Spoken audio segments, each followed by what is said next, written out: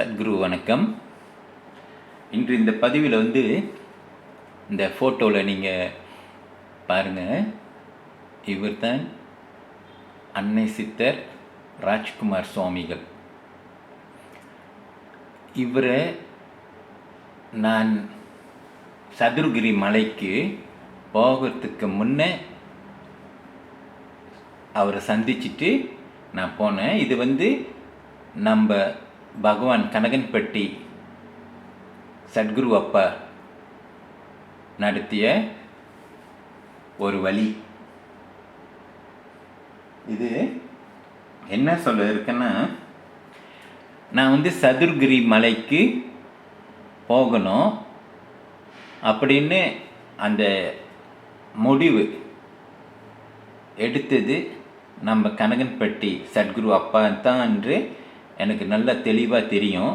ஏன்னா நான் பல முறை அங்கே கனகன்பட்டிக்கு வந்தப்போ சாமி என்னை பார்ப்பாங்க. பார்த்த பிறகு அங்கே சாமி வீட்டுக்கிட்டேருந்து தூரத்தில் பார்த்தோமா மலைகள் தெரியும். என்னையும் பார்ப்பாங்க, அந்த மலைகளை பார்ப்பாங்க, அப்புறம் சிரிப்பாங்க, மலைகளை திரும்பவும் பார்ப்பாங்க.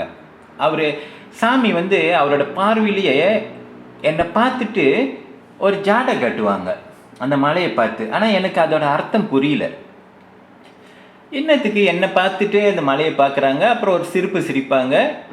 அப்படியே அந்த தலை அசைவு ஏற்குரிய இந்த பரதநாட்டியத்தில் அந்த தலை கொஞ்சம் அசைப்பாங்க தெரியுங்களா. உடல் நேராக இருக்கும், தலை நம்மளை பார்த்துட்டு அந்த தலையை மட்டும் அப்படி அசைச்சு திரும்ப நம்மளை பார்ப்பாரு. இந்த மாதிரி தான் செஞ்சாங்க. அப்போ எனக்கு புரியல. நான் சதுரகிரி மலைக்கு போகணும்னு ஒரு வாய்ப்பு எனக்கு வந்தப்போ எனக்கு நல்லா தெளிவாக புரிஞ்சிச்சு. என்ன புரிஞ்சிச்சுன்னா, கனகன்பட்டி சத்குரு அப்பா அவர் முடிவெடுத்து நம்மளை வழி நடத்தணும்னு முடிவு பண்ணிட்டாருன்னா அதில் எந்த ஒரு மாற்றமும் இல்லை. அப்போ என்னோடய சதுரகிரி பயணத்துக்கான அந்த நேரம் வந்தப்போ நான் தான் எப்பவுமே அங்கே தமிழ்நாட்டுக்கு வந்தேன்னா சத்குரு கனகன்பட்டி சத்குரு அப்பாவை பார்த்துட்டு தான் நான் மற்ற இடத்துக்கு போவேன். அப்போ நானும் கனகன்பட்டிக்கு வந்துட்டு சாமியை பார்த்து சத்குரு அப்பாவை பார்த்துட்டு அங்கே உட்காந்துருந்தேன். அவரும் பார்த்தாரு. பார்த்துட்டு கொஞ்ச நேரத்தில் போக சொல்லிட்டாரு. அங்கே உட்காந்துருந்தவங்களே போக சொல்லிட்டாரு. அப்போ எனக்கு ஒரு அளவு தெரிஞ்சிருச்சு. அவர் அன்றைய தினத்தில் நான் கொஞ்ச நேரம் தான் உட்காந்துருந்தேன். வந்தோடனே பார்த்தாரு. அந்த பால்கரு தோட்டம் அந்த ஓரத்தில் சில நேரத்தில் பால்கரு அங்கே அந்த கல்லுக்கிட்ட மாடு கட்டுவாங்க. அங்கே சில சின்ன சின்ன கல்லுங்க இருக்கும், கொஞ்சம் கல். அந்த கல் மேலே உட்காந்துருந்தேன். சாமி வந்தாங்க. பார்த்துட்டு சாப்பிட்டீங்களான்னு கேட்டாங்க. சாப்பிட்டோம் சாமின்னும். அப்புறம் இப்படி நடந்துட்டு கொஞ்சம் சிரிக்கிற மாதிரிலாம் இருந்துட்டு கொஞ்சம் நேரம் சென்று விரட்டிட்டாங்க. போங்கடா போங்கடா போங்கடான்ட்டு. எங்கடா இப்போ தான் வந்தோம், ஒரு 2-3 மணி நேரம் கூட இல்லை, போங்கடா போங்கடான்ட்டாங்க. அப்போ எங்களுக்கு தோன்றுச்சு, சரி சாமி போக சொல்கிறாங்க அப்படின்ட்டு நாங்கள் டிரைவர்கிட்ட சொல்லி வண்டி எடுத்துகிட்டு திருச்சிக்கு பெரம்பலூர் அங்கே தான், அந்த ஊர் தான் எனக்கு ஒரு ராஜ்குமார் சுவாமி அன்னை சித்தர் இருக்கிற இடம். சரி அங்கே போயிட்டு, ஏன்னா அந்த இடத்த நாங்கள் கேள்விப்பட்டோம் அதுக்கு முன்னே. அங்கே போயிட்டு ராஜ்குமார் சுவாமி இடத்துல, அன்னை சித்தர் இடத்துல இருந்தோம். போய் பார்த்துட்டு அங்கேயும் கொஞ்சம் நேரம் இருந்துட்டு கிளம்பிடலாம், மீண்டும் கனகன்பட்டிக்கு வந்துட்டு சதுரகிரிக்கு பயணத்துக்கு தானிப்பாறைக்கு போகலாம் மதுரை பக்கம் அப்படின்னு முடிவு எடுத்தோம். ஆனால் நாங்கள் அங்கே போன பிறகு இங்கே நீங்கள் நல்லா கவனிக்கலாம், அதெல்லாம் எல்லாமே என்னை பொறுத்த வரைக்கும் சத்குரு அப்பா நடத்திய ஒரு ஏற்பாடு தான் நான் சொல்லுவேன். அங்கே போன பிறகு அன்னை சித்தர் ராஜ்குமார் சுவாமி அவர்கள் எங்களை அன்றைய தினத்தில் நாங்கள் திட்டமிட்டபடி எதையும் நடத்த விடலை. அங்கேருந்து திரும்பவும் அனுப்பலை எங்களை. ஒரு நாள் அங்கே அவரு கூட தங்க வச்சு அவரே எங்கள் கூட அமர்ந்து ஒரு யாகத்தை நடத்தினார். அந்த யாகத்தில் உள்ள படம் தான், அந்த ஃபோட்டோ தான் இப்போ இந்த காணொளியில் நான் வச்சுருக்கேன். அந்த யாகம் முடிஞ்சு ஒரு நாள் பேசி அந்த இரவே அங்கே தங்கணும். தங்கி மறாத நாள் நான் சதுரகிரிக்கு பயணம் செலுத்துறதுக்கான அந்த ஷெட்யூல், அந்த அந்த நாள் நான் குறித்த மாதிரி நடக்கலை.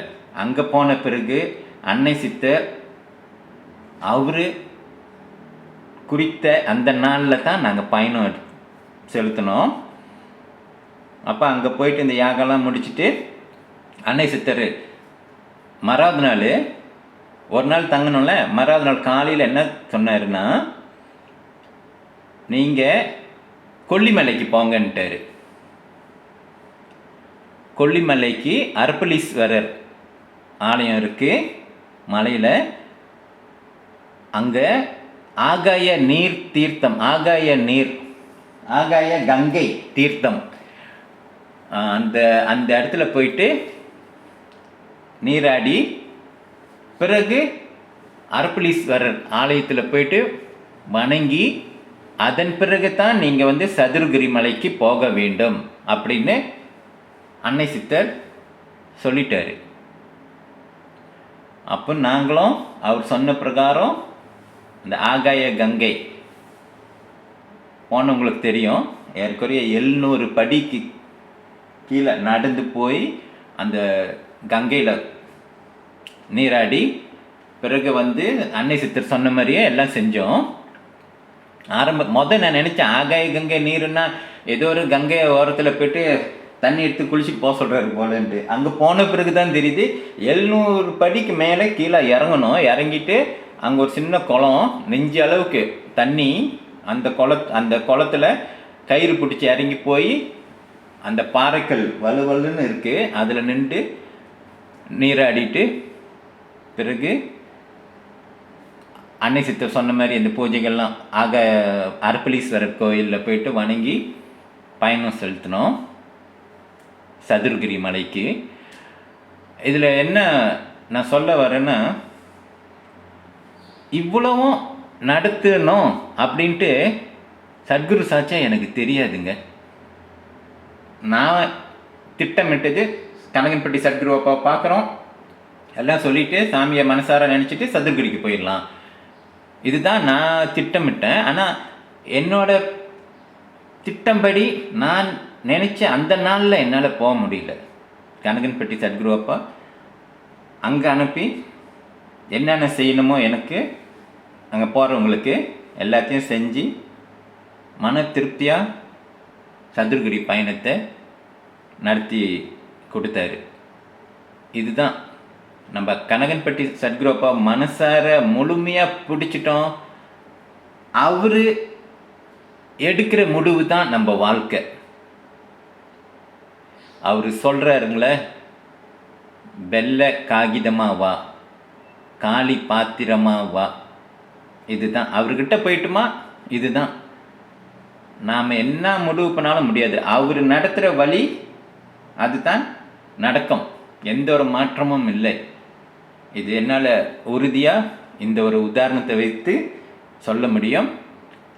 மீண்டும் அடுத்த வீடியோவில் சதுரகிரி பயணம், சதுரகிரி தானிப்பாறையிலிருந்து சுந்தர மகாலிங்கம், சந்தன மகாலிங்கம், இடையில கோரக்கர் குகை மற்றும் நாவல் ஊற்று, இந்த வழியாக நடந்து நடந்து செல்லக்குள்ள என்னென்ன அனுபவம் கனகன்பட்டி சத்குரு அப்பா கொடுத்தாரு என்று உங்ககிட்ட பகிர்ந்துக்கிறேன்.